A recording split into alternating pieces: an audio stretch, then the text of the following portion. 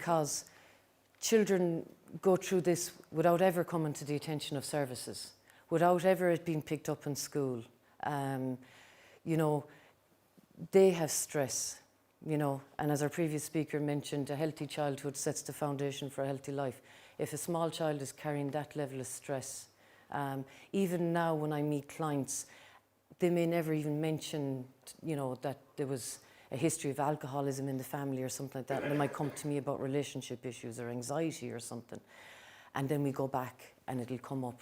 Actually, I used to hear them fighting all the time. I remember being frightened in bed and things like that. So there's a whole kind of knock-on effect in that. And living in an unpredictable home environment is absolutely counterintuitive for what we actually want for children.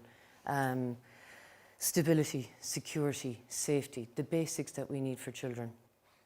Trust issues, not knowing even what adult to trust, you know, because parents can be inconsistent. We'll often talk even to young children and they'll know when mum or dad are going to have a hangover. They'll know to stay away, or they'll know to get up in the morning and make their siblings breakfast and get them out to school. Again, we can talk about self-esteem and avoidance and that whole kind of concept of lost childhood.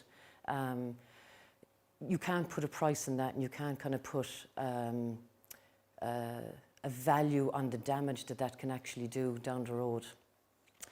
We talk about dysfunctional relationships. I kind of don't like the word dysfunctional, but I think we're all a little dysfunctional, I know I am. But in terms of relationships, when they go forward, they haven't had good, I suppose, guidance or role models and things like that. So that can be quite difficult.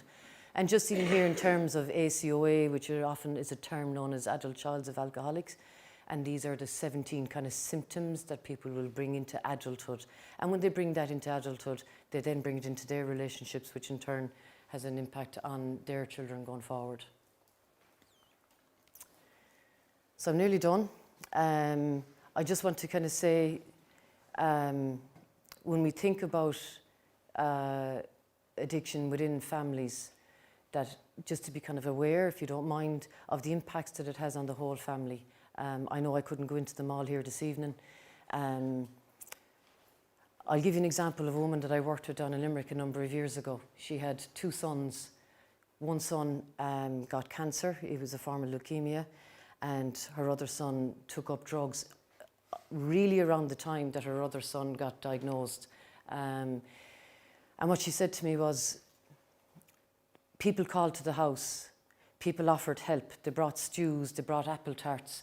Her neighbour took the washing and washed his, you know, did the washing and drying and things like that because her son had cancer.